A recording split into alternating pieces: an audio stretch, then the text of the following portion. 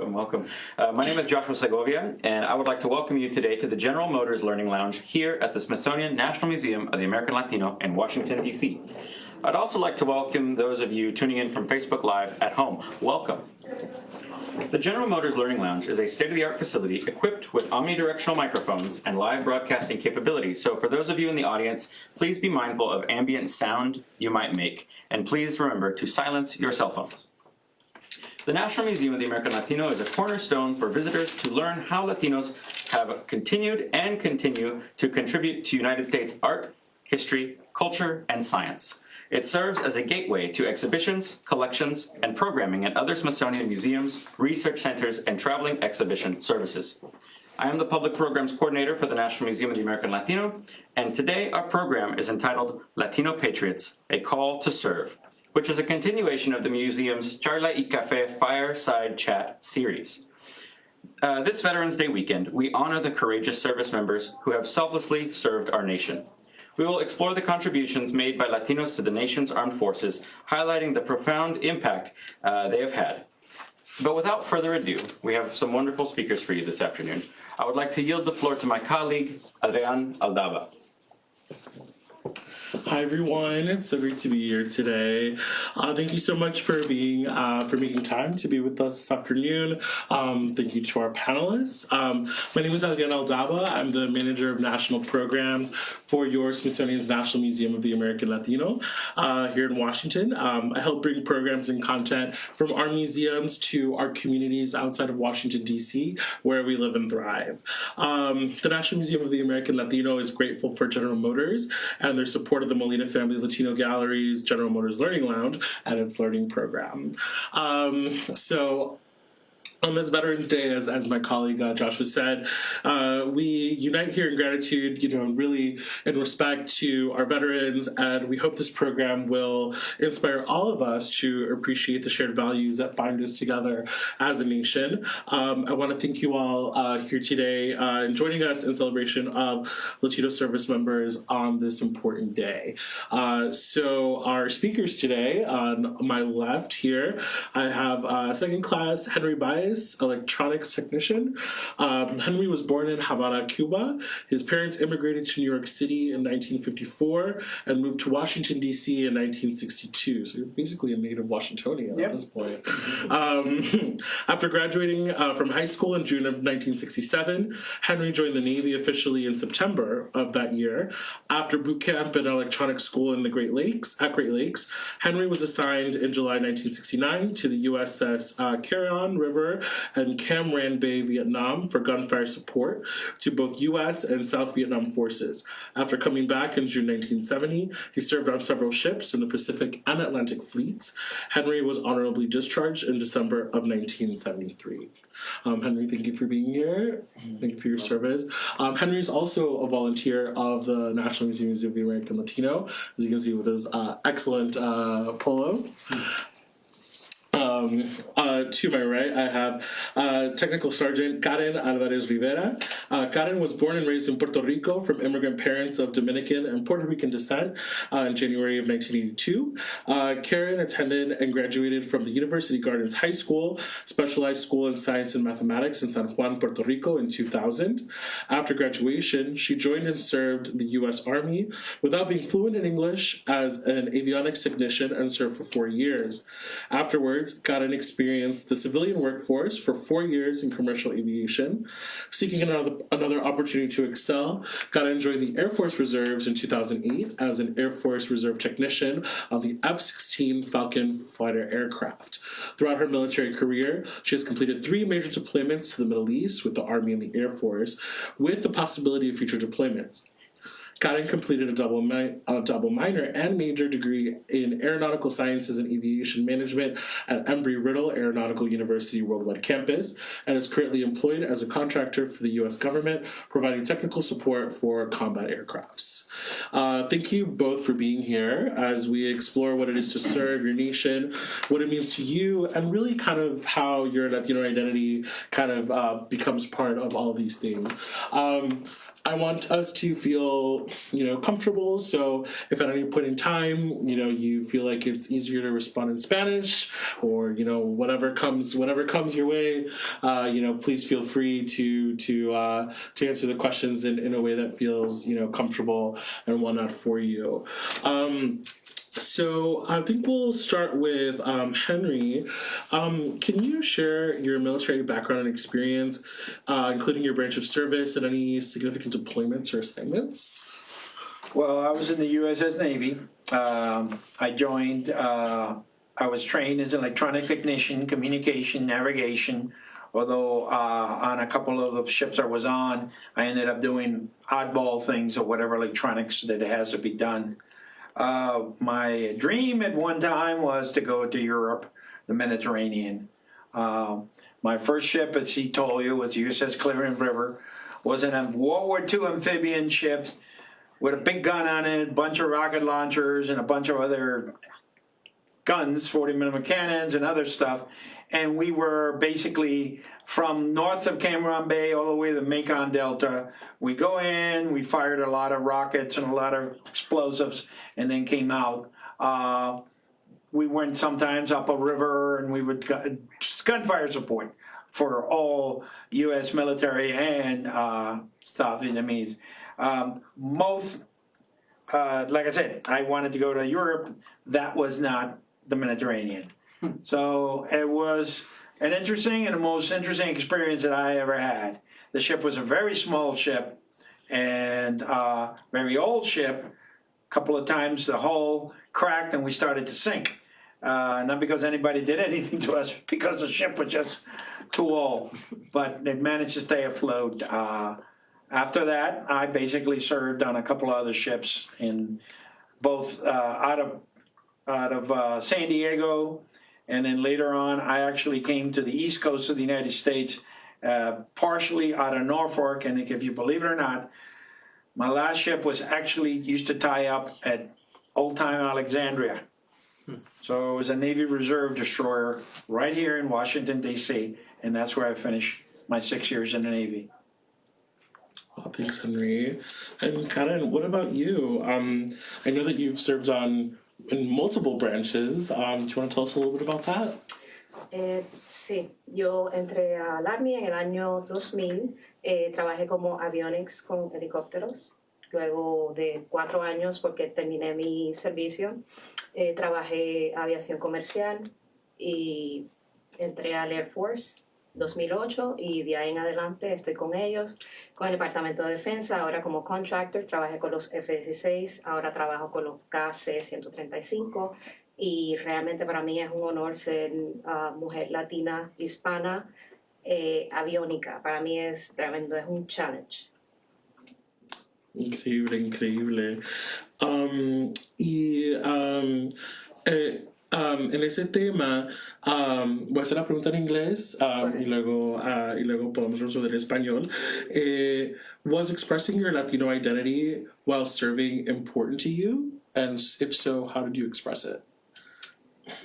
Sí, era bien importante porque era considerada minoría.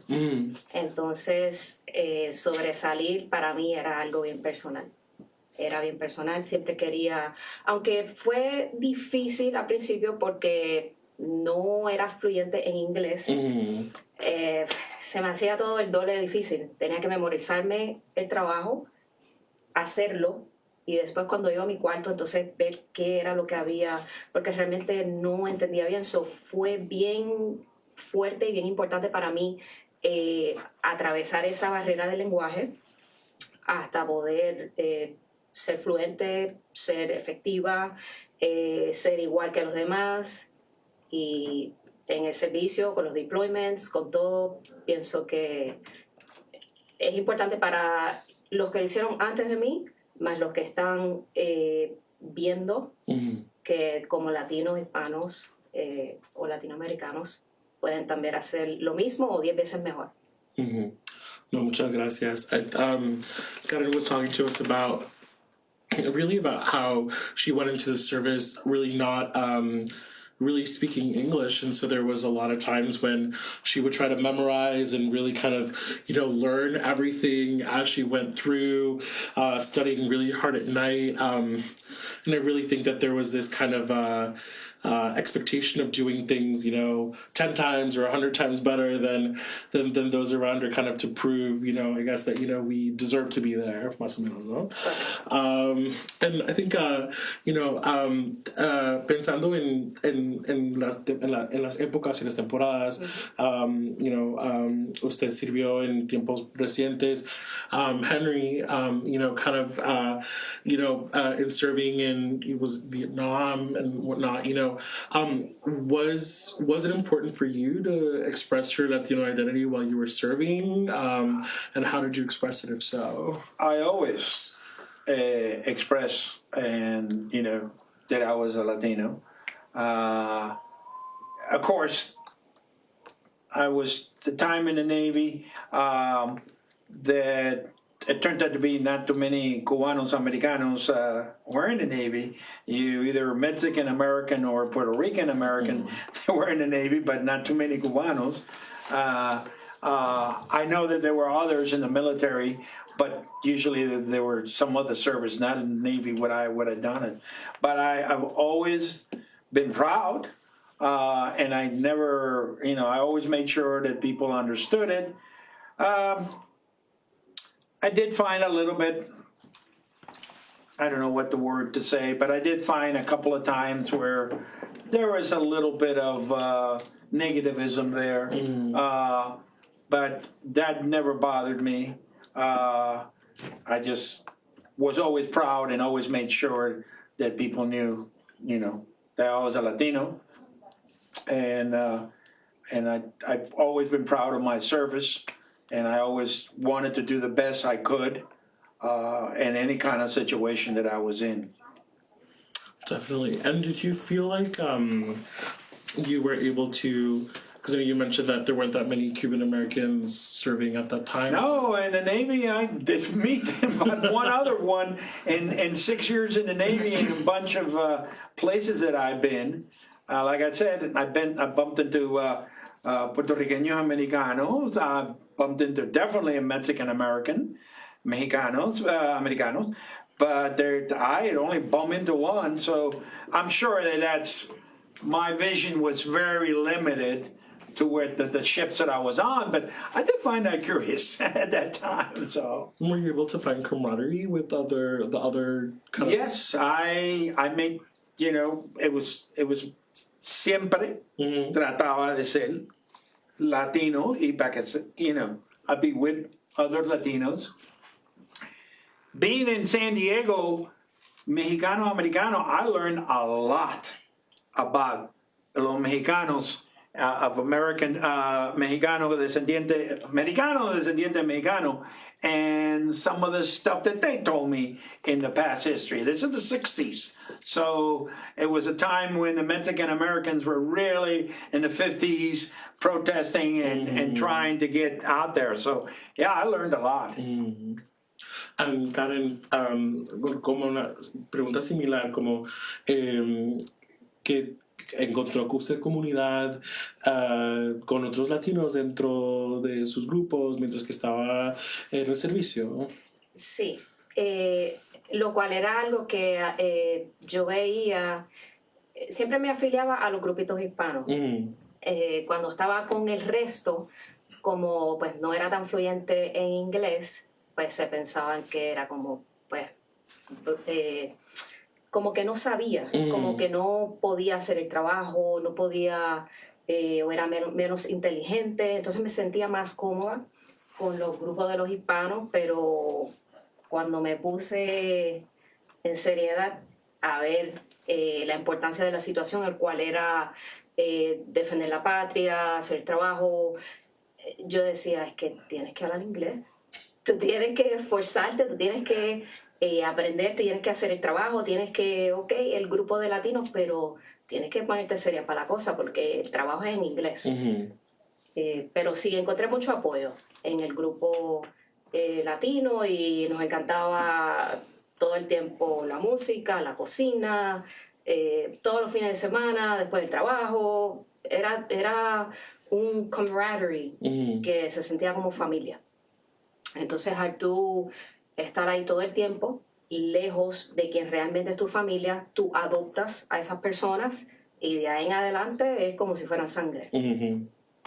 I was asked Karen the same question about, was she able to find camaraderie, within other Latino groups, as she served. And I think it's really telling us, she was telling us that, they become your adopted family and your blood family, as you're far away from your actual family. And so, another point that she was telling us was just the importance of, she found a lot of support, especially as she didn't necessarily know English. And so, as she was learning, finding that support, but then pushing herself to make sure that she could, be able to be on par and, speak English and do the work that she knew how to do, though other people may not necessarily have seen her as capable because of the language barrier. But she says... Correcto. Okay. My next question is a little general, more general one. Vamos con Henry. Henry, what would you like the general public to know, about serving the nation in general? Well, it was, to me, it kind of, the reason I joined the Navy had multiple different factors. But yes, I wanted to serve. I wanted to pick what I wanted to be to serve. So to be perfectly honest, I didn't want to be drafted. I wanted to join the Navy. And I very much believe in serving. I've got some cousins that have served and I've got some cousins that have really been in combat in Vietnam. So Vietnam was a big thing then. There was protests going on, and in hindsight, some of the things in Vietnam were not that great. But at the time, I felt, that is something that I wanted to do. I've always had I think, to be perfectly honest, if I was to doubt it, start being reborn or whatever, I think I will always have ended up in some military service for a time. Not as a career. It's kind of funny. I've never felt like I wanted to spend 20 years doing it, but I definitely, wanted to be part of the military, so. Yeah, thank you so much. And Karen, la misma pregunta para usted is, what would you like the public to know about what it means to serve the nation, to servir la patria? En mi caso es diferente porque venir de un hogar hispano donde tú eres la única hija biológica de tu mamá, muchas veces se oponen y no creen que es un trabajo para mujeres, no creen que debes de irte de tu casa, no creen que debes de hacer ciertas labores. Y yo me gustaba mucho la aviación, entonces me sentía mal que mi papá pagara una universidad carísima y pues yo tenía que hacer ese sacrificio. Yo decía, bueno, tengo la opción de irme a la milicia, servirle al país, devolverle lo que ellos hicieron por mis padres, que son inmigrantes, y al mismo tiempo, pues, ¿verdad? Obtener lo que yo realmente quiero. En ese tiempo de los 80 era una época dura de accidentes aéreos. Y yo decía, esto tiene que parar. O sea, yo de niña pensando, es que esto tiene que parar, ¿cómo puede ser? Tantos aviones cayéndose. Y me fui por esa área, tratando como de ser alguien positivo en la aviación, en la milicia, y ser útil para este país, que realmente tengo mucho que agradecerle. Gracias. I think there's a couple of things here. I think it's, just, wanting to, I think being a woman, being, and kind of, there was kind kind of going against what your parents want you to do versus what they think is correct. And I think that Karen has shown a really strong passion for really aviation and wanting to pursue this in general. And so the military offered her that avenue to, give back to the country, which allowed her to also give back to her parents for their sacrifices for putting her through school and really kind of to get to that next level. She was growing up at a time when aviation in the 80s, there was a lot of accidents and crashes, and so what could be her contribution to basically make this a safer, better space for all. And so, and actually on that, me gustaría explorar un poquito más de ese tema de, bueno, obvio de ser mujer en estos espacios que son muy dominantes por hombres, pero the difficulty with your family, did they end up kind of accepting your decisions to want to serve in the military, and then how did that carry you through especially being in such male dominated spaces? Era un poco complicado porque yo no le decía todo a mis papás. Tenía que ocultar mucha información sobre muchos eventos que pasaban. Entonces, mi enfoque era, yo tengo que hacer esto, tengo que terminar, tengo que demostrar. Y nunca dejé que situaciones me echaran a un lado. Siempre siendo la única mujer aviónica, o de las pocas aviónicas, cada vez que iba a un lugar era challenging.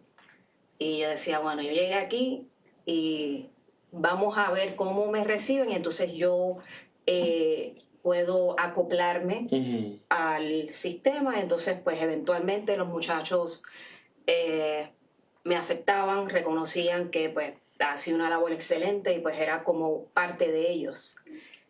Y mi papá siempre decía, ay, Dios mío, esta muchacha está loca. Pero yo decía, papi, tranquilo, confía. Y mi mamá, con su catolicismo, siempre orando y rezando por mí, me enviaba postales de santos, el cual yo pues siempre tenía en el bolsillo. Y fue realmente mi soporte, mi familia. Y la aceptación de mis compañeros, porque pues yo estaba determinada. Gracias.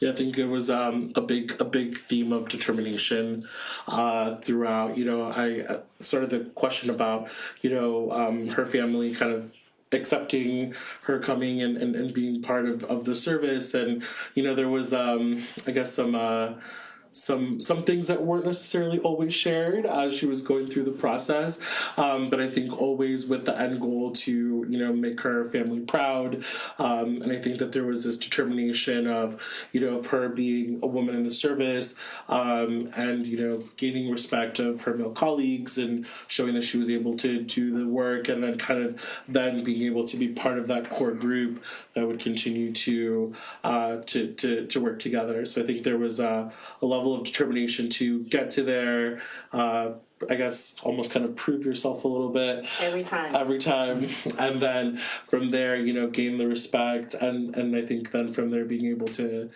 show it back to your parents that look, mommy, papi, we did it. So I think with that, and thank you both for your very candid answers.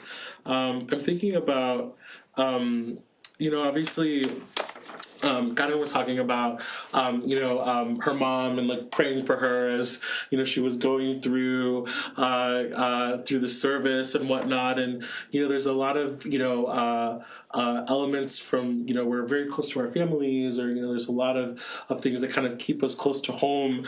I guess with kind of thinking about those elements of our culture, what advice do you have for other Latino individuals considering a career in the military? And Henry, we can start with you. I really I've always told anybody, whether Latino or not, that there's a lot of, if you go into the service, you can learn a lot. You can be trained to do a lot of different jobs that are real interesting. Like I said, I was an electronic technician. She was an avionic technician. And I think you can learn a lot from the military. The pay is actually better than when I was in the Navy. I look at some of my pay stubs from those days, you know, and it's always individually up to you. What do you want to do or not do? I've been honest. I didn't want to be a foot soldier, so I joined the Navy. And yes, you do get to travel, not necessarily where you want to go, but you do get to travel. I like the oceans. I like the sea, and sometimes the sea can be nasty. I don't go out of my way and try to recruit, but I basically tell them that there is a lot of good things with the military service, and you can make a lot in the military service. If you have no major plans and you have a particularly like something, try the technical fields and you can learn a lot. One of the things that I'll tell you about the Navy is if you're going to be off on a ship, especially a small ship, and you happen to be an electronic technician, you find out that there's only 2 or 3 of you on board the ship. So you suddenly have to really learn and try to fix things because you're in the middle of the Pacific Ocean. There is nobody around to come over and help you next door or anything like that. So I'm always telling people, I don't push it, and I know that a lot of people don't want to, but I'm just telling you that I think there was positive 6 years for me. So. Thank you, Henry. And for you, the same question, what advice do you have for other Latinos that are considering a career in the service? Yo le digo a latino o no latino, cualquier persona, que hay oportunidades. O sea, tú vas directo de un entrenamiento militar a una escuela técnica, depende del trabajo que te asignen o que tú escojas, y de ahí tú vas directo a tu trabajo. Entonces, esa parte de ir a la universidad, si tú realmente no estás inclinado para los estudios, es un plus, porque ya inmediatamente tú eres una persona profesional, tú eres alguien útil, tú le sirves a este país y te sirves a ti mismo porque estás proveyendo para ti. Hay la opción también de ir a la universidad si quieres ir a la universidad. ¿Qué más? Yo diría que es más lo positivo que lo negativo, obvio. Tú tienes que hacer tú prácticamente das tu vida a cambio. Hay personas que no están aquí para contarlo, pero nosotros que sí estamos aquí podemos decir que sí ha sido bueno. Gracias a la milicia, mis padres se pudieron retirar, vivir una vida plena hasta su muerte el año pasado. Mis hijos, el mayor sirve al Army ahora mismo, y cosas que a lo mejor pues yo no hubiese podido hacer si hubiese tomado otra ruta. Yo le recomiendo a cualquier joven que le dé la oportunidad si no tiene algún otro plan. Gracias. Yeah, I think very much on par with what Henry was sharing. I think if you don't really have a plan or, just kind of, to give it a chance, I think there is a lot, I think that she was sharing with us that the good outweighs the bad. I think there's, obviously you're giving of your life, basically, and there is a risk, and there are those that are not with us today, but those of us that are here, can really talk about the positives of service and really all the things that, either technical training or going to university. So there are a lot of avenues for growth, after the service. Si lo capté, no sé. Sí. Just making sure. And then I guess thinking about, I think one final question before we wrap up, thinking about your experiences, how do you think they've helped kind of translate to, I guess, civilian life, or after leaving the service? Henry, do you wanna? My transition after leaving the service, I had to go back to help my father. My father's passion was as a cook all his life. He's owned several small restaurants. I started working when I was 14. Then I went to the Navy. When I came out of the Navy, I had to go back to help the family. So I got distracted again, and it took quite a few years, in my 30s, before I actually got to the point where I went back. And because of what had changed, I ended up going back more to computers than what I used to do, work communications and navigation equipment, and military equipment. I went to computers. And so it's kind of, it helped, the technical stuff, and I eventually went to college, but it wasn't very immediate because of family obligations. So. Right.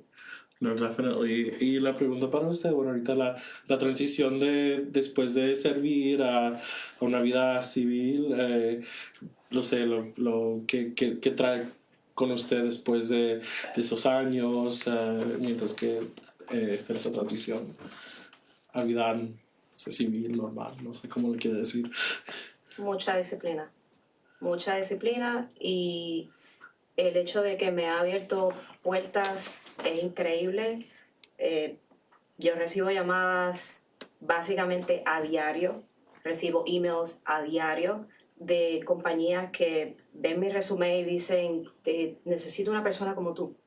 So, el simple hecho que me llamen y me digan, necesito una persona como tú la semana que viene, ¿cuánto tú quieres?